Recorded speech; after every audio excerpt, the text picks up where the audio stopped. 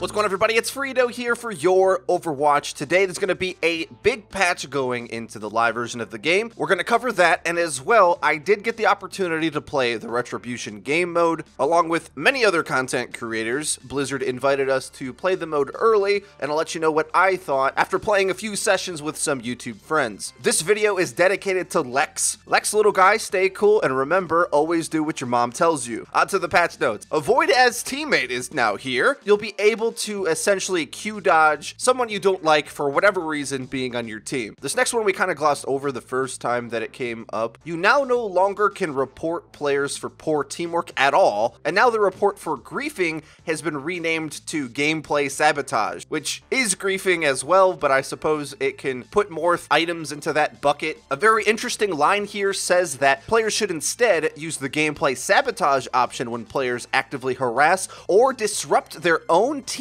with game mechanics or actions. That's very interesting. The most obvious version of this is like a Mei walling you off in spawn, Symmetra putting a teleporter off the map. It goes on to say players should not be reported simply for performing poorly. However, there's still no clarification if gameplay sabotage is deliberately picking heroes that are easily countered and then not swapping when they are countered. We used to have the option to report a player who refuses to swap in a game that's all about swapping heroes for poor teamwork, but now we don't even have that option anymore. So what does that mean? Is it still gameplay sabotage because that's the new kind of combined version of these two, or is there just no option to do that and instead you're supposed to be avoiding that player as a teammate? I don't know how to really make heads or tails of this. Frankly, I just want to get off these negative subjects and start talking about these cool patch changes and the new game mode, so let's move on. D.Va's micro missiles getting a small nerf. Made an entire video dedicated to this. Matters more when you're thinking of the overall team damage,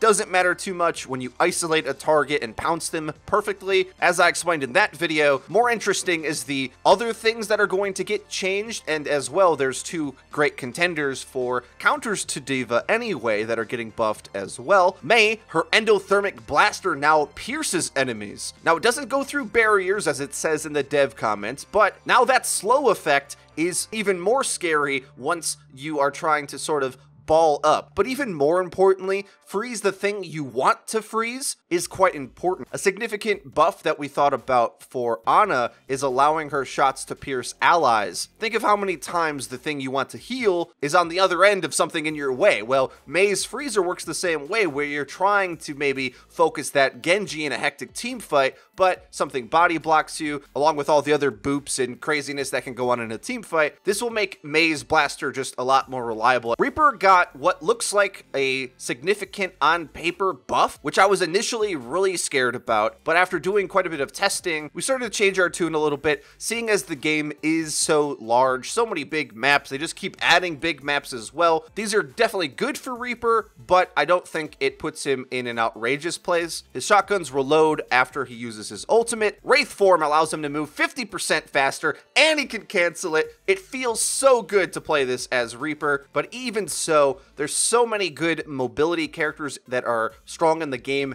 anyway that they can avoid you even with this added power. And with the way that brawly armor focused comps with Brigitte work, weapons like Reaper that have spread damage are quite poor at chunking through that armor. Now Reaper will feel a bit better than the likes of Tracer because he brings a bit more firepower to break through the armor, but overall characters like Junkrat and Doomfist look even better in the blasting armor away category. So even with these buffs, I don't think Reaper is going to outshine a lot of the other characters that are really strong right now. A change to Moira, toning down the visual clutter of everything she does. Her coalescence beam, her biotic grasp now has more transparency the closer you are to a target, so it's harder to blind them by the light with all the screen clutter and the particle effects. That's a positive change. Zenyatta's nerf is going through with his alternate fire rate getting reduced by 15%. You can call this the Jonak nerf. However, it's only going to make a big deal when you're talking about those really far away snipes. It might lower the Zenyatta Pickoff King's capability for getting early kills before a team fight starts when this patch goes to Overwatch League in Stage 4, but overall Zen's still a really powerful character, and we don't see this doing too much actually, because if you think about it, he loads up 5 orbs. If you're shooting it into a tank's head and your aim's pretty good, you can still burst down Reinhardt with ease. It's just those smaller targets that you're going to struggle a bit more to find those consecutive orb hits in your volley to land as they zip across your screen or make a quick peek. It slows down the damage per second burst, but you're still dealing like a big shotgun blast once all of them hit. So the firepower's still there. It'll just take some getting used to for Zenyatta players to adjust. This one, of course, is a bit troubling because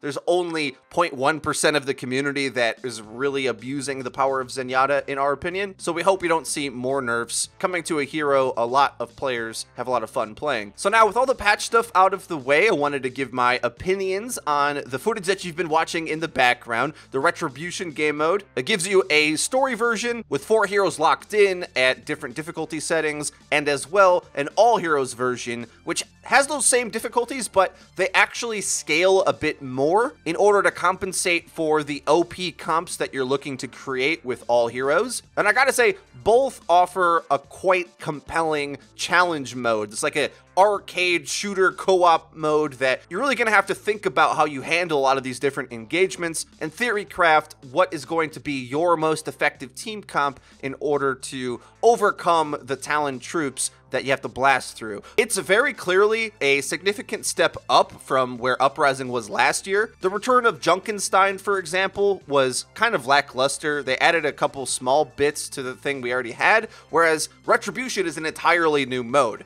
And it's so fleshed out that it could be like the entry mission to an Overwatch co-op story mode wholesale. Like, it just feels like a complete level of a game with the way that the enemies kind of come at you in these somewhat scripted sequences. The music and the aesthetics of it is quite immersive and polished, as you would expect from something that Blizzard puts their time into, and I think it's a really fun mode. We will be trying different strategies on Legendary mode, so you can look forward to hopefully some videos coming out from us, giving some tips on how to handle these engagements and some cool comps that you can come up with. Be on the lookout for that, and to make sure that you see those videos in your feed, you're going to want to hit the subscribe button, as well the bell icon, so that you get notified and YouTube actually tells you when our videos comes out. Very important. If you enjoyed the video, guys, be sure to leave it a like. It really does help us out and lets us know that you're enjoying the content. Link to the description is our Twitter, where we tweet out news, updates, and dank memes. And as well, a link to our Razer store page. Razer's got the best mice and keyboard, so if you're in the market for those peripherals or maybe a headset, mouse pad, things like that, check that out. Link to the description. That's been it for me. I've been FREEDO for Your Overwatch. I'll see you guys next time.